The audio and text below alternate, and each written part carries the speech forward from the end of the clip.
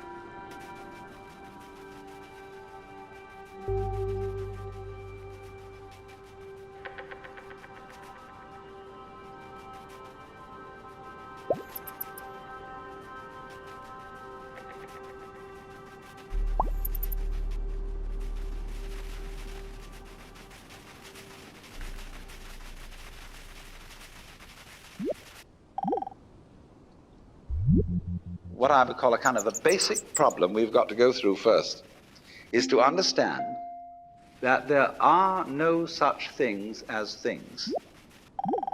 That is to say, separate things. That is only a way of talking. And if you can understand this, you're going to have no further problems. I once asked a group of high school children, what do you mean by a thing?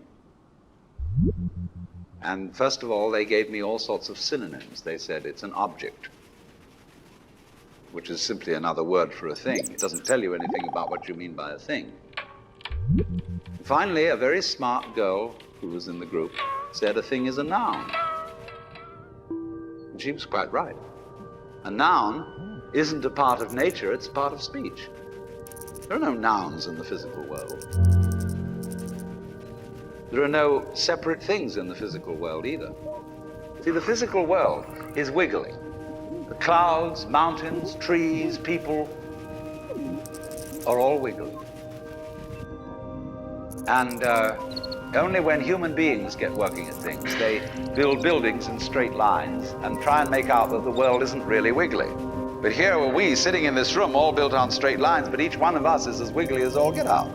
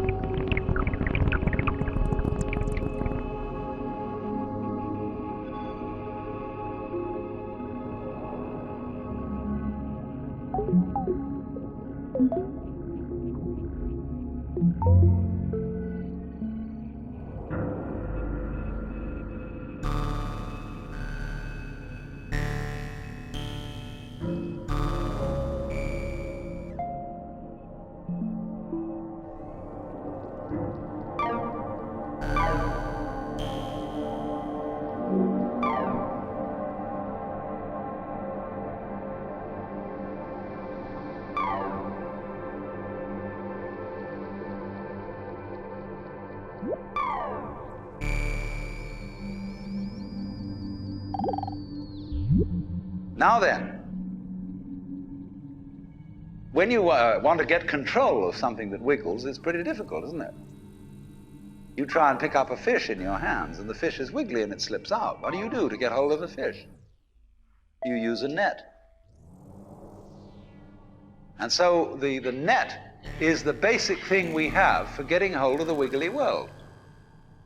A net is something regular.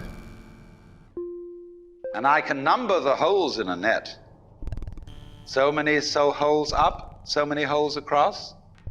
And if I can number these holes, I can count exactly where each wiggle is in terms of a hole in that net. But in order to do that, I've got to break up the wiggle into bits. And I've got to call this a specific bit, and this the next bit of the wiggle, and this the next bit, and this the next bit of the wiggle. And so these bits are things which I mark out in order to talk about the wiggle. in order to measure it, and therefore in order to control it. But in nature, in fact, in the physical world, the wiggle isn't bitted. So the world doesn't come thing. You and I are all as much continuous with the physical universe as a wave is continuous with the ocean. The ocean waves, and the universe peoples. And as the wave, I wave at you and say, you. The world is waving at me with you and saying, hi, I'm here. But the way we feel and sense our existence, being based on a myth that we are made, that we are parts, that we are things, our consciousness has been influenced so that each one of us does not feel that. We feel we have been hypnotized, literally hypnotized, by social convention into feeling and sensing that we exist only inside our skins, that we are not the original bang, but just something out on the end of it. And therefore we are scared stiff.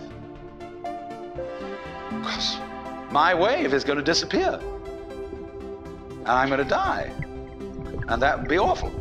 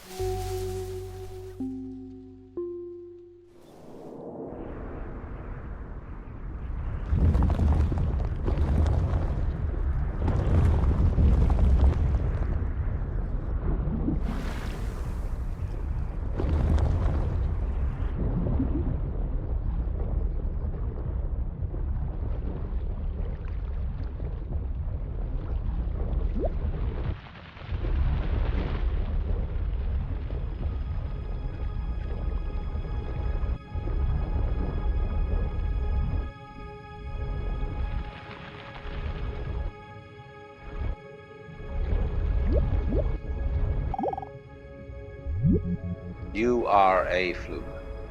You are a separate event.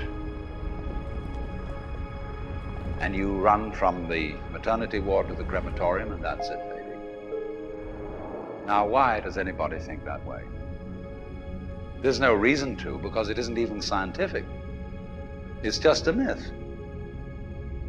And it's invented by people who wanted to feel a certain way. They want to play a certain game.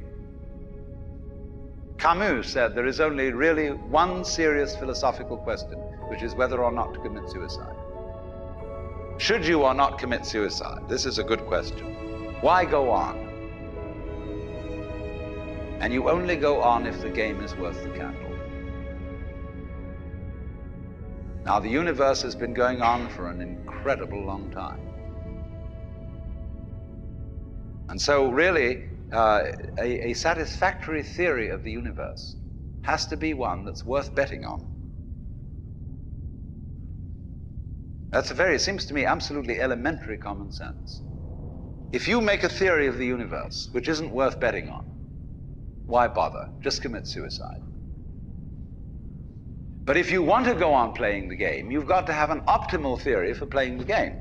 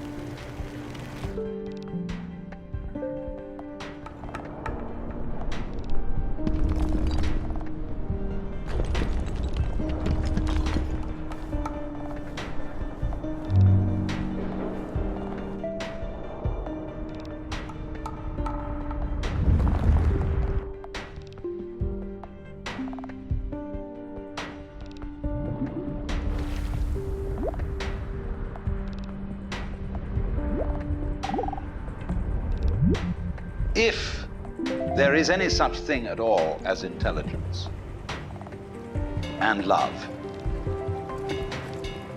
and beauty, well, you found it in other people. In other words, it exists in us as human beings. And as I said, if it is there in us, it is symptomatic of the scheme of things. We are as symptomatic of the scheme of things as the apples are symptomatic of the apple tree or the rose of the rose bush.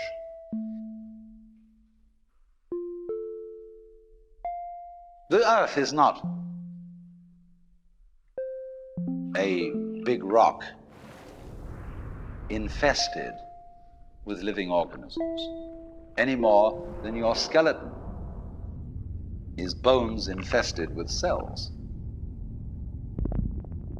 The earth is geological, yes, but this geological entity grows people. And our existence on the earth is a symptom of the solar system and its balances, as much as the solar system in turn is a symptom of our galaxy. And our galaxy in its turn is a symptom of the whole company of galaxies. Goodness only knows what that's in.